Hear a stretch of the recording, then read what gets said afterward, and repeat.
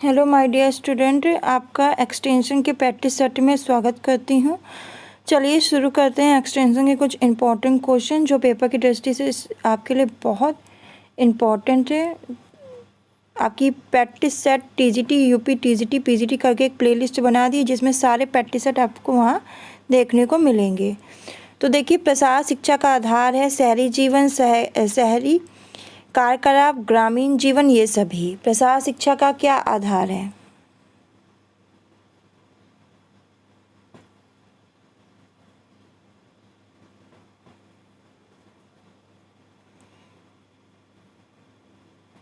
जल्दी से उत्तर दे।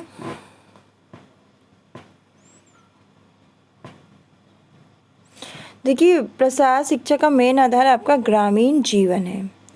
फिर विस्तार शिक्षा के अंतर्गत ग्रामीणों के विकास के लिए किन महत्वपूर्ण मापदंडों को सम्मिलित किया जाता है? कार्यक्रम, गतिविधियां, नीतियां, ये सभी।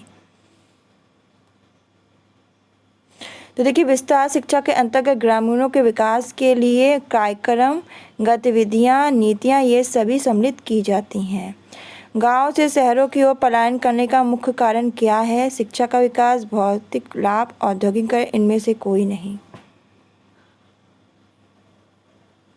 तो देखिए, गांव से शहरों की ओर पलायन करने का मुख्य कारण जो है वो है औद्योगिकरण है।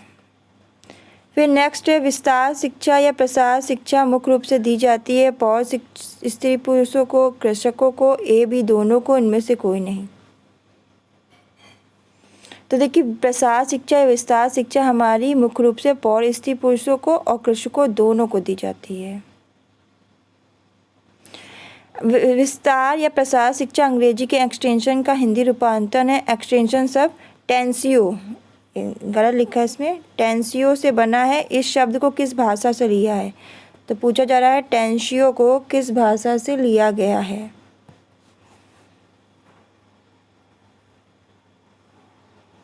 तो इसे हमने लैटिन भाषा से लिया है। फिर नेक्स्ट क्वेश्चन है, प्रसार शिक्षा से ग्रामीणों का किस स्तर पर विकास होता है? सांस्कृतिक, सामाजिक, ए बी दोनों, या इनमें से कोई नहीं। तो देखिए, प्रसार शिक्षा से ग्रामीणों का सांस्कृतिक और सामाजिक दोनों ही रूप से क्या होता है? विकास होता है।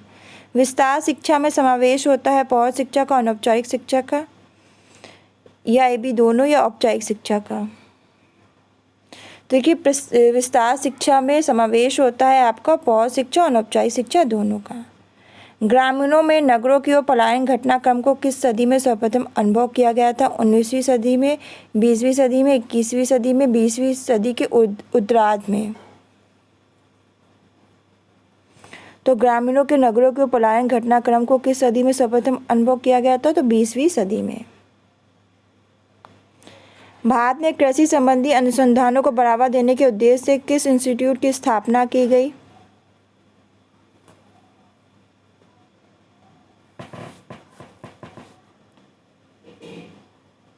तो देखिए, भारत में कृषि संबंधी अनुसंधानों को बढ़ावा देने के उद्देश्य से इंडियन एग्रीकल्चर रिसर्च इंस्टीट्यूट की स्थापना की गई। इंडियन एग्रीकल्चर रिसर्च इंस्टीट्यूट की स्थापना कहाँ और किस वर्ष में हुई? मेरठ उत्तर प्रदेश में 1908 में, जैसलमेर राजस्थान में 1908 में, पूसा बिहार में 1908 में, भिलाई मध्य प्रदेश 1908 में। तो देखिए, इंडियन एग्रीकल्चर रिसर्च इंस्टीट्यूट की स्थापना आपकी पूसा बिहार 1908 में हुई थी।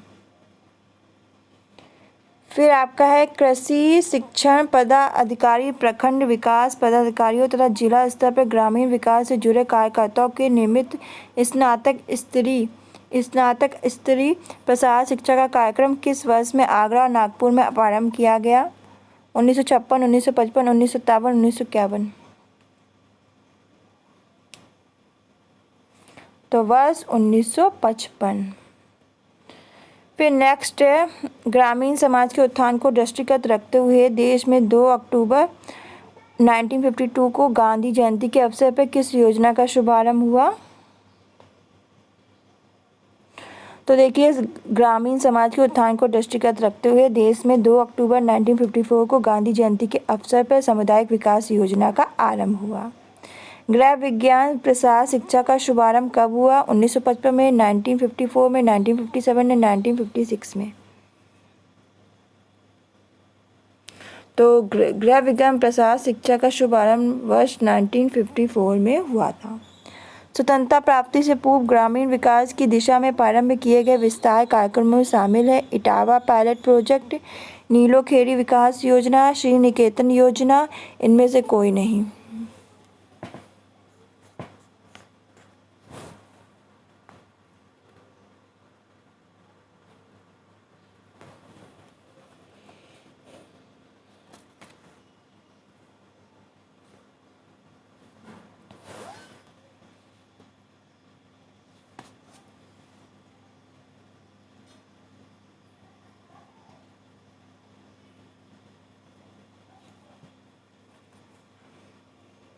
तो इसका राइट आंसर है श्री निकेतन योजना। कालीग्राम परगना जिसके जमींदार रविन्द्रनाथ टैगोर थे किस राज्य में स्थित है? महाराष्ट्र, बिहार, उड़ीसा, पश्चिम बंगाल। पश्चिम बंगाल। ग्रामीण विकास की दिशा में सर्वप्रथम प्रयास किनके द्वारा किया गया था? रविन्द्रनाथ टैगोर के द्वारा, जवाहरलाल नेहरू के द्वारा, राजा मोहन राय के द्वारा, स्वामी विवेकानंद द्वारा। तो ग्रामीण विकास की दिशा सर्वप्रथम प्रयास किया गया था वो रविन्द्रनाथ टैगोर द्वारा किया गया था। एलम हस्ट के सहयोग से वर्ष 1921 में श्री निकेतन योजना के अंतर्गत रूरल रिक्रिएशन इंस्टीट्यूट की स्थापना की गई। यह योजना कितने गांव को केंद्र संख्या में रख के प्रारंभ की गई?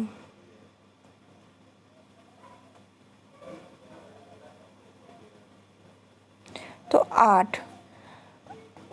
यह योजना 8 गांव को केंद्र में रखकर स्टार्ट की गई। गुड़गांव प्रोजेक्ट का प्रारंभ किनके प्रयास के द्वारा किया गया? Rabindranath Tagore, Radhakrishnan, F.L. Brain, doctor hath. तो F.L. ब्रेयन। निम्न में से कौन सा प्रथम कार्यक्रम था जिसमें लोगों को आकर्षित करने के लिए संचार साधनों, लोक नाटक, लोकगीत, गीत, नृत्य, नाटिका का प्रयोग किया जाता था? फिरका विकास योजना, गुड़गांव प्रोजेक्ट, श्री निकेतन योजना, इटावा पायलट प्रोजेक्ट। तो Gurgaon project.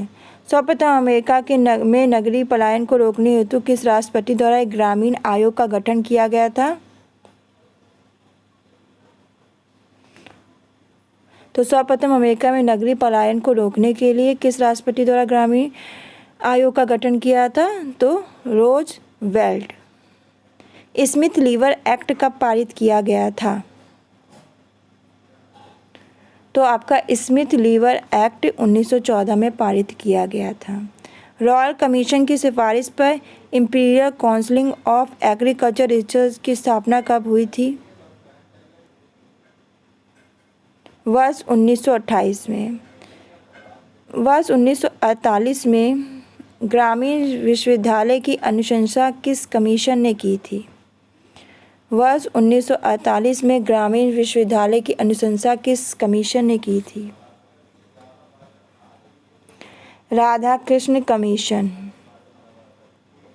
Bihar agriculture college Sabour में प्रसार शिक्षा के स्नातक स्तर तक की पढ़ाई किस वर्ष प्रारंभ की गई थी?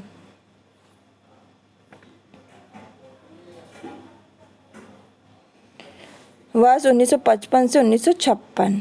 विस्तार शिक्षा का स्वर्णिम काल माना जाता है। वर्ष 1950 से 1960। तो स्टूडेंट ये थे आज के इम्पोर्टेंट क्वेश्चन जो आपके पेपर की दृष्टि से इम्पोर्टेंट थे प्रसार शिक्षा के। अभी प्रसार शिक्षा के ही मैं क्वेश्चन करा रही हूँ जो आपके लिए इम्पोर्टेंट है। तो आज के लिए बस इतना ही। मिलते हैं कल क्लास में और कुछ और इम्पोर्टेंट क्वेश्चन के साथ। वीडियो को लाइक करना, शेयर करना और चैनल को सब्सक्राइब करना बिल्कुल ना भूलना। साथ ही स्टूडेंट मैंने प्लेलिस्ट बना दी है प्रैक्टिस सेट की, उसमें जाके आप प्रैक्टिस सेट ये देख सकते हो।